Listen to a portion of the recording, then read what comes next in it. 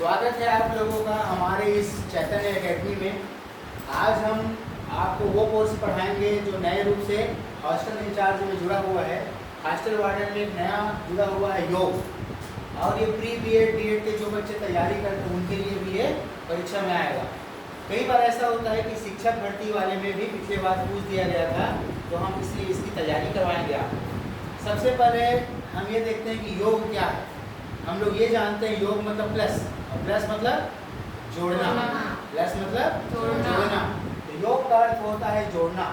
तो युज धातु से लिया गया है, इसको याद रखेंगे। पहली बार है हॉस्टल वार्डन में और 1 नंबर आना है। ओनली 1 मार्क्स मतलब 1 नंबर का परीक्षा में आएगा। तो युज धातु से बना है, इसका अर्थ होता है जोड़ना। पेपर में आ जाएगा योग किस धातु से मिलकर बना है, तो युज, और उसका अर्थ क्या होता है जोड़ना, यानी एकता होना। अब इसका एकता का मतलब क्या है? योग का ओरिजिनल अर्थ है जीवात्मा का परमात्मा में मिलन। जब योग किया जाता है तो ध्यान किया जाता है, और ध्यान का मतलब इस जीव का उस परमात्मा से मिलन। अक्सर कई संप्रदाय में है, कई आप पूजा करने के लिए जहाँ जाते हैं वहाँ ध्यान मग्न क्यों करते हैं? आप भगवान की मूर्ति के सामने हाथ जोड़ के खड़े होते हो, क्या सोचते हो? भगवान कुछ आपको दे, या कुछ ध्यान करते हुए है ना।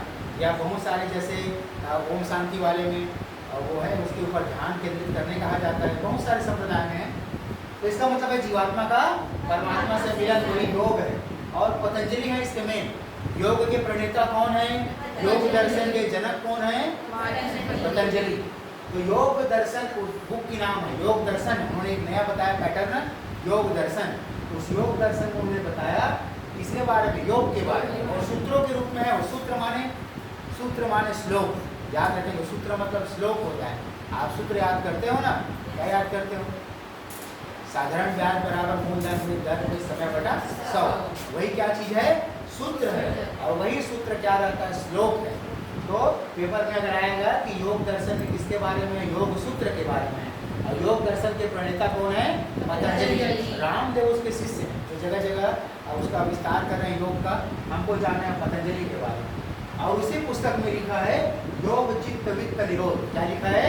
योग चित्त वित्त निरोध। मतलब चित्त को नियंत्रित करना ही योग है। चित्त को, हमारा चित्त अस्थिर रहता है। चित्त माने मन, चित्त। तो मन, बुद्धि और अहंकार, 3 चीज से मिलकर बनता है चित्त। हमारा देखो मन तो मन है, अब उसमें कई चीजें मिली हुई है। इसीलिए जो लोग ध्यान करते हैं, गौतम बुद्ध हो गए, महावीर स्वामी हो गए, बड़े बड़े ध्यानी लोग ध्यान करने बैठते हैं दुनिया से बेखबर। वो क्या करते हैं?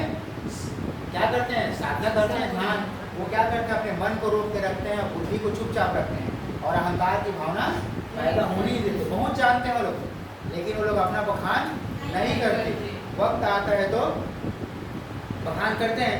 मैंने एक कहानी पढ़ा था, कहानी था वो, एक गांव में एक बहुत क्या बोलते हैं 2-3 साल से पानी नहीं गिर रहा था। तो कहाँ 2-3 साल से पानी नहीं गिर रहा था।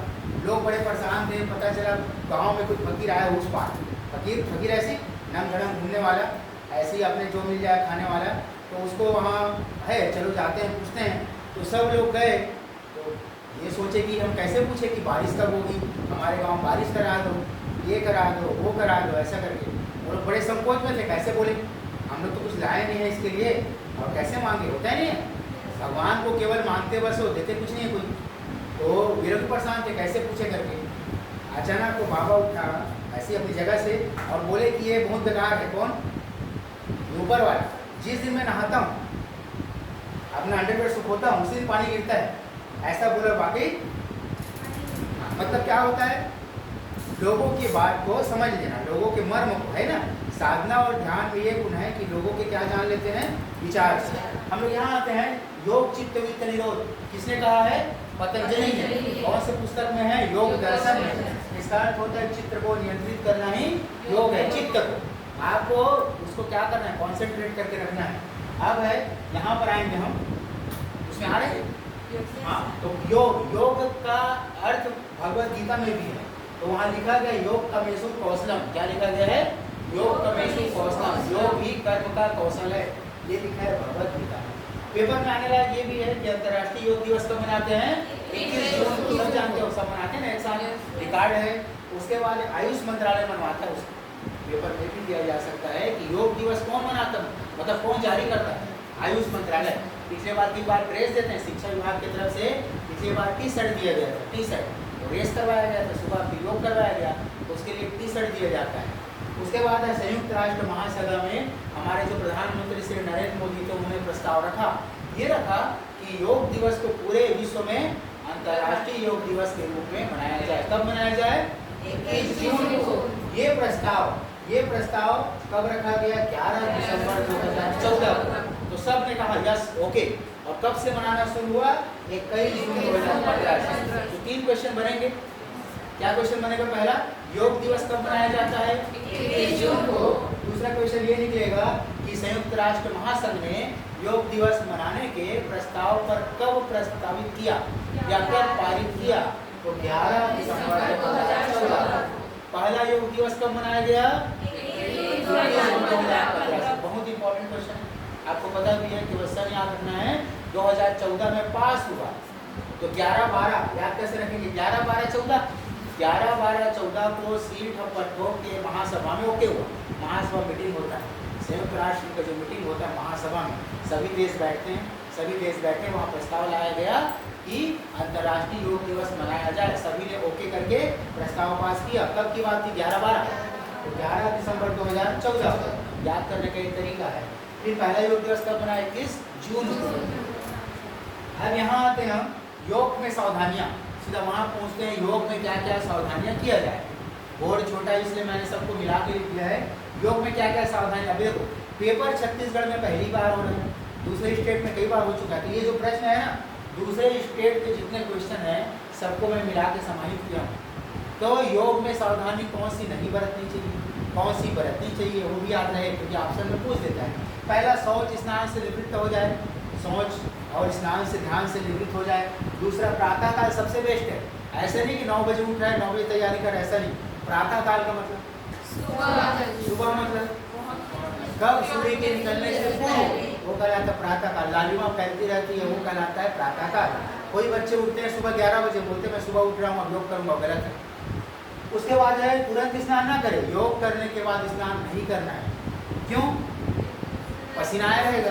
और तत्काल ये कहा जाता है कभी भी दौड़ने के बाद, एक्सरसाइज करने के बाद, व्यायाम करने के बाद आप कभी भी स्नान ना करो। शरीर क्या हो चुका रहता है? गर्म। अब पानी डालोगे, पानी चाहे कैसा भी रहो ठंडा रहता है, तो क्या रहेगा? आधा घंटे बाद ये पेपर में आया था एक बार कि योग दर्शन में लिखा है या योग सूत्रों में लिखा है कि दूध, दलिया, अंकुरित चावल का उपयोग योग के कितने घंटे पश्चात करना चाहिए? 1 घंटा, 2 घंटा, आधा घंटा, तत्काल आधा घंटा। जब शरीर क्या हो जाए, सब नली स्वस्थ हो जाए, तब आधा घंटा बाद क्या यूज़ करना है? कोई हैवी खाना नहीं खाना है, दलिया या फिर दूध या फिर अंकुरित दाल। तो आजकल आप शहरों में देखोगे तो जहाँ पर योग किया जाता है, जहाँ पर एक्सरसाइज, वहाँ बाहर दलिया बिकता है।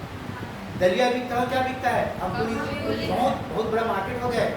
हम जैसे छोटे कस्बों में रहते हैं हमको नहीं मालूम। आप बड़े शहरों में जाइए, रायपुर में जो मोती बाग जो बन चुका है, उन सब जगहों में बड़े बड़े ये क्या नाम है, और तेलीबांधा में बन चुका है।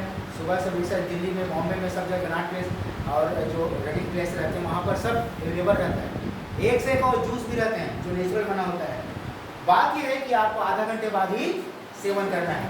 उसके बाद एकांत, धूल मिट्टी रही ऐसे जगह चुनना है जो कैसा हो, भीड़ भाड़ जगह ना हो, लोग बात करें आपका ध्यान उधर जाएगा।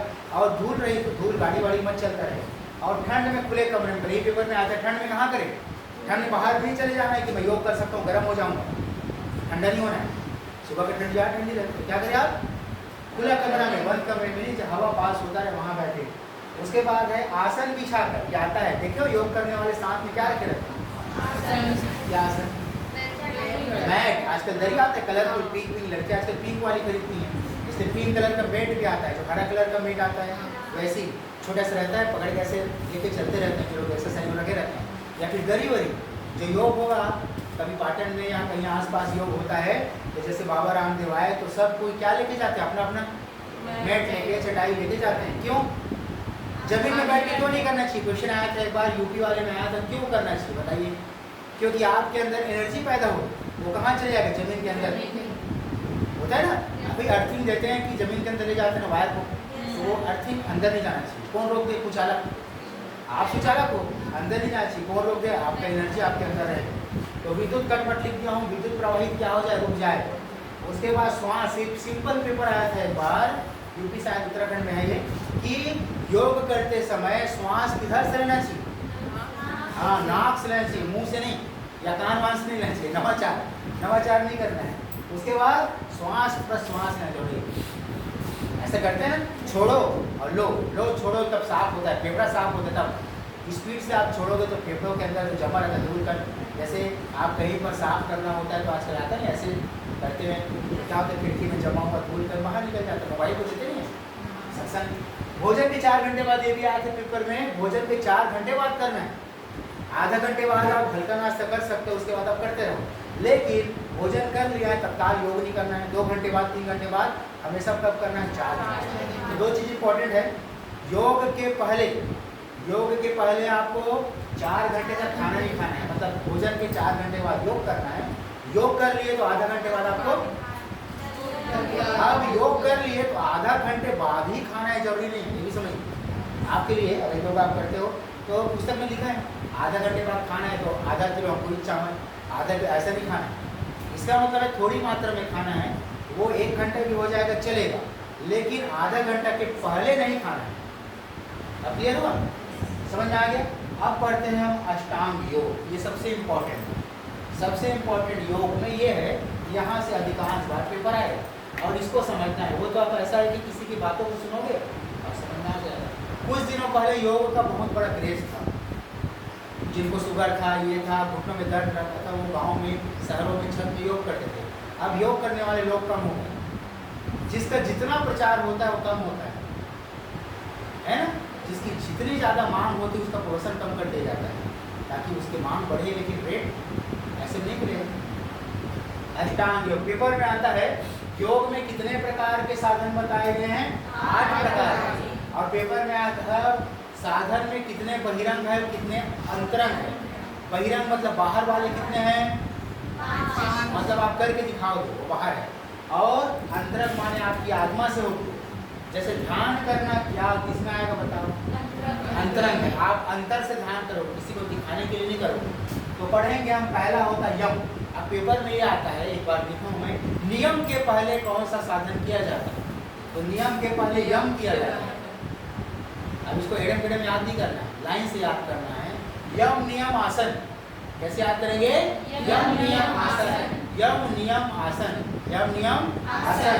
उसके बाद प्राणायाम और प्रत्याहार, यम नियम आसन, प्राणायाम के बाद प्रत्याहार। तो यम बोलता है कि पहले अपने नियंत्रण तो करो, योग करने चले आए, पहले अपने आप में नियंत्रण करो, और नियंत्रण हो, संयम हो, मन वचन शरीर से। ऐसा नहीं कि बोलते कुछ हो करते कुछ हो। बोलते हो व्यायाम करूंगा और आज बोलते हो नहीं कल से करूंगा, कल बोलते हो परसों से करूंगा, ऐसे में कुछ होगा क्या, नहीं। तो आपको नियंत्रण करना है, फटाफट कुछ भी नहीं खा लेना है और संयम रखना है। और ये देखो क्या लिखा है, अहिंसा, सत्य, अस्तेय, अपरिग्रह, ब्रह्मचर्य। क्या है, हाँ गुड। जैन के 5 महाव्रत, क्या है, 5 महाव्रत है, जिसको चौथा था, 5वां जो है महाविश्वा में अच्छे से याद होते, उधर भी याद किए थे। पहला अहिंसा, किसी भी जीव पर हिंसा नहीं करना है। दूसरा क्या नहीं करना है, सत्य बोलना है। अस्तेय माने झूठ नहीं बोलना है। अपरिग्रह माने ज़्यादा आवश्यकता से अधिक कोई भी चीज़ संचय नहीं करना है, कोई भी चीज़। कुर्सी एक में काम चल जाता है, 10 तो कुर्सी मत खरीदो, फालतू जगह घेर के रखेगा। और ब्रह्मचर्य का पालन करना है। ब्रह्मचर्य मतलब शरीर से आप ब्रह्मचर्य रहना है, ये है योग के लिए जरूरी है। तो ये याद रहेगा। पेपर में आ गया निम्न में से कौन 5 यम नहीं है, तो 4 लिखा रहेगा, 3 लिखा रहेगा, गलत लिखा रहेगा। तो क्या क्या है, बोलो, अहिंसा, सत्य, अस्तेय, अपरिग्रह और ब्रह्मचर्य। अब उसका नियम होता है।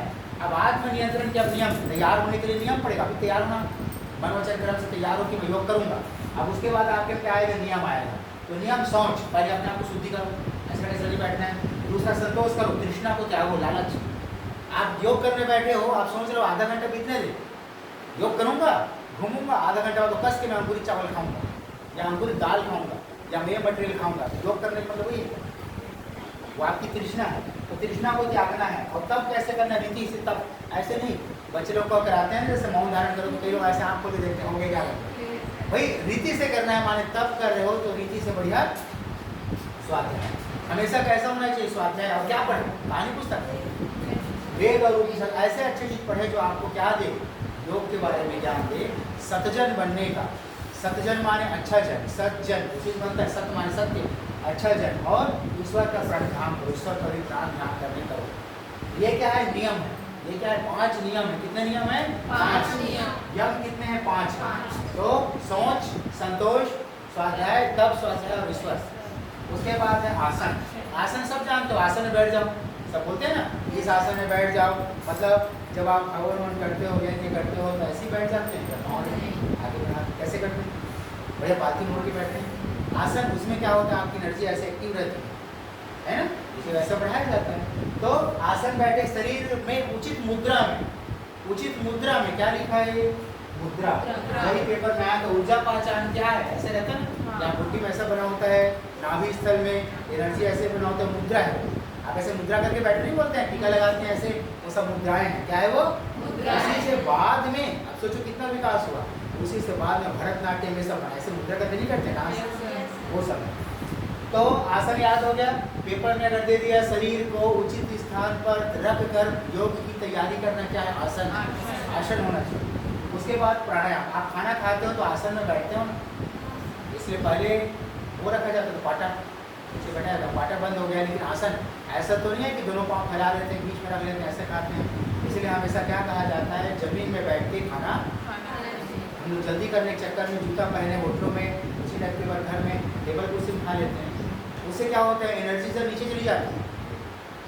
जबकि कैसा होना चाहिए, आप खाना खाओ वो आपके आहार कुंडली में जाके पाचन सही होना चाहिए। तो प्राणायाम उसके बाद आएगा, श्वास प्रश्वास को नियंत्रित करना। ऐसे प्राणायाम करते हैं ना, आप देखे होंगे, एक कान को, एक नाक को बंद करना, एक को छोड़ना, ऐसे ऐसे करते हैं जोर जोर से, आप लोग करते भी होंगे, वो है प्राणायाम। उसका क्या है, श्वास और प्रश्वास, खींचना और छोड़ना। इसके 3 वेद है। प्राणायाम कितने वेद है? 3। इसको याद रखना, 3। जो लोग योग करते हो जानते हैं, होता है पूरक। पूरक माने जोर से खींचो, और रेचक माने छोड़ो, और कुंभक माने थोड़ा देर रोकते हैं।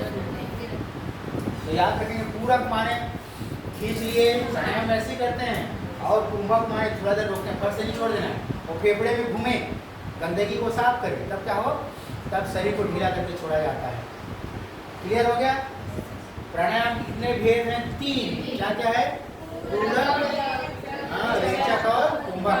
पूरक माने खींचो, रेचक माने छोड़ो, और कुंभक माने रोक के रखो। कुंभ माने क्या करते हैं, घड़ा पानी को रोक के रखता है, रोक के, वैसे याद रखिए। और रेचक माने छोड़ना।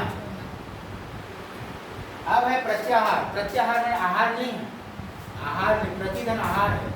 आहार का मतलब आहार नहीं होता, आहार मतलब व्यवहार है। हम लोग जो बोलते हैं ना आहार करेंगे, उसका मतलब होता है सादा खाना। अगर कोई बोलेगा सादा आहार लेना चाहिए बोलते हैं, सादा खाना नहीं बोलते। आप पढ़ना, लैंग्वेज का फर्क है हिंदी में। सादा आहार मतलब थोड़ी सी चावल, थोड़ी सी दाल, हल्का सा खट्टा अचार, ताकि वो आपके एसिड को रोके, थोड़ा सा सलाद, ये रहता है ना मटेरियल। ये क्या चीज़ है, और हल्का सा छोटा मीठा, ये आहार है। और हम लोग जो खाते हैं वो खाना है, खाना कस के, खाना कस के खाते हैं। हम लोग ये खाते हैं कि पेट भर के फिर थोड़ा सा और खाते हैं, वो कहलाता है खाना। तो 3 भेद याद रखेंगे। प्रत्याहार मतलब पीछे हटना, इंद्रियों को वश में करते हैं, पीछे हट जाते हैं, लालच को छोड़ के क्या करते हैं, पीछे हट जाते हैं। योग करने करके कुछ भी योग नहीं करते हैं बहुत सारे, तो हम पीछे भी हटते हैं। आज के जितना पर्याप्त योग है, आज शुरू दिन आपका ऐसे धीरे धीरे बढ़ेंगे। आज आपका ज़्यादा मीठा नहीं खाना, 1 मीठा खाया इतना पर्याप्त है। ये क्या है, हम कभी कभी कहाँ जाते हैं पार्टियों में, तो रसगुल्ला ही देख के, रसगुल्ला ही, जैसे आपको क्या मिल गया, गुपचुप वाला ठेला मिल गया, अकेले भीड़ कम है तो आज मेरे को उसको खिलाते जाओ, 50-60 नहीं खाना। क्योंकि क्या होता है, अति सर्वत्र वर्ज्य। कोई भी चीज़ हो, अति खराब है, कोई भी चीज़। आप ज़्यादा कोई काम करोगे वो भी नुकसान है, ज़्यादा खाना खाओगे वो भी नुकसान है। अब किसमें आएंगे, अंतरंग। अंतरंग में कितने हैं, 3। बहिरंग के कौन कौन है, पेपर में आता है, बहिरंग के कौन है, यम, नियम।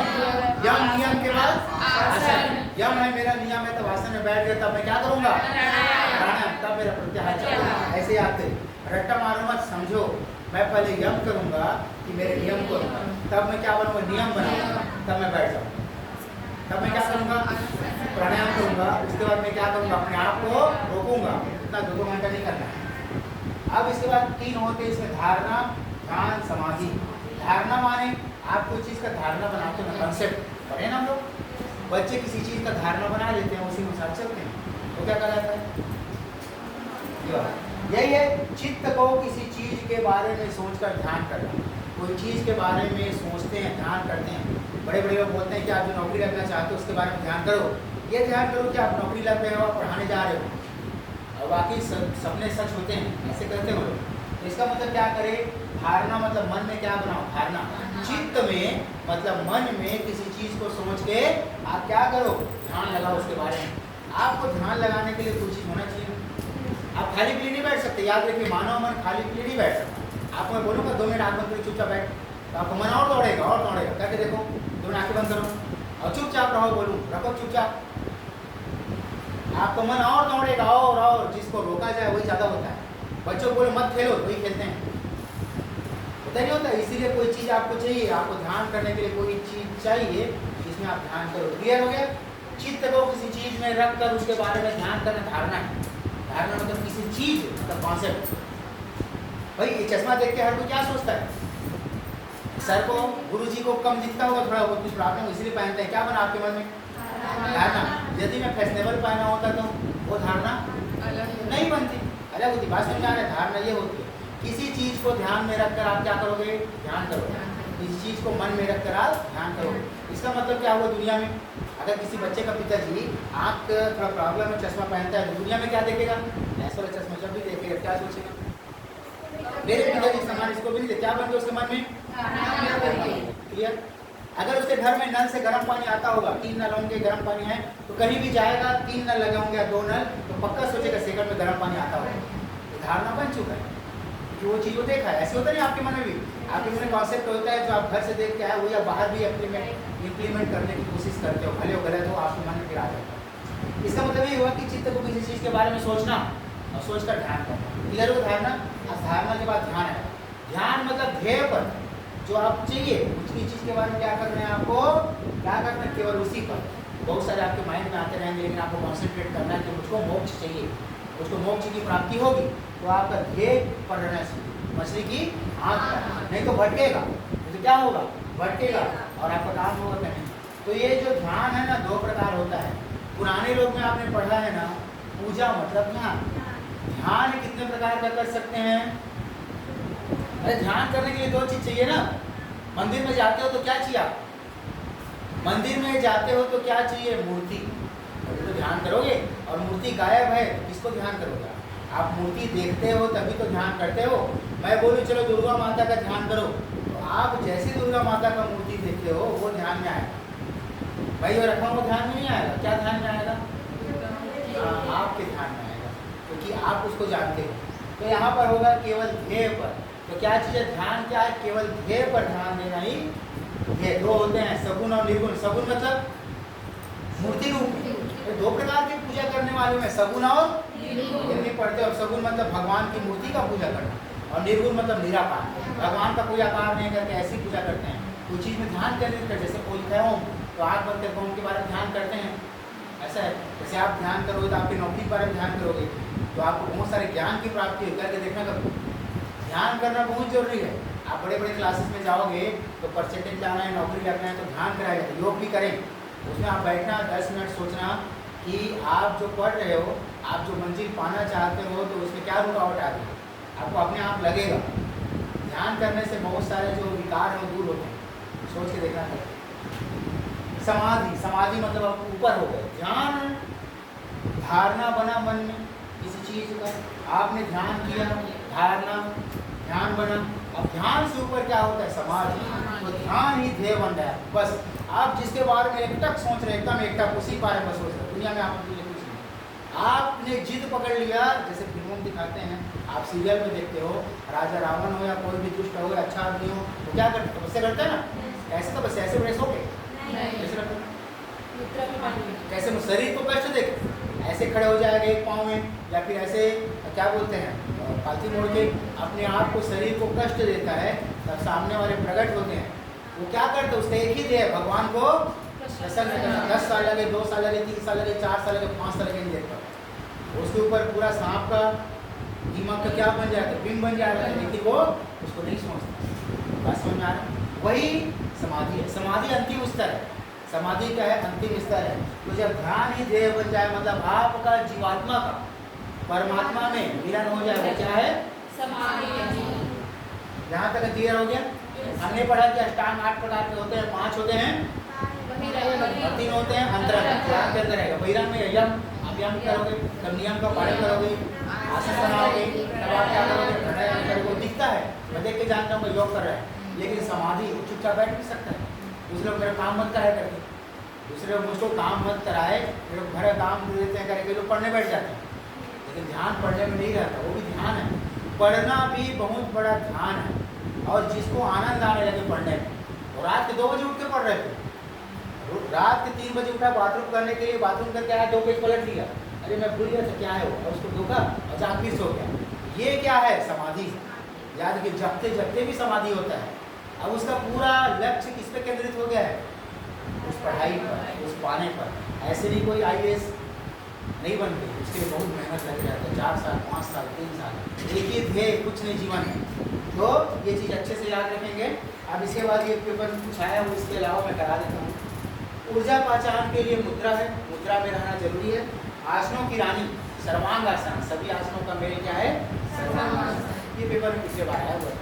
सूर्य नमस्कार में कितने आसन? 12। सूर्य में 12 और चंद्र आसन में 14। याद हो गया? सूर्य नमस्कार करते हैं उसमें 12 आसन होता है, ऐसे लंबा करके ऐसे करते हैं ना, पाँव का ये का वो का, पहले ऐसे करो फिर ऐसे करो, 12 आसन। चंद्र आसन में 14। त्राटक क्रिया होती है आंखों से, त्राटक, जो त्राटक क्रिया होती है आंखों से पानी डोना, ये करना बहुत सारा है।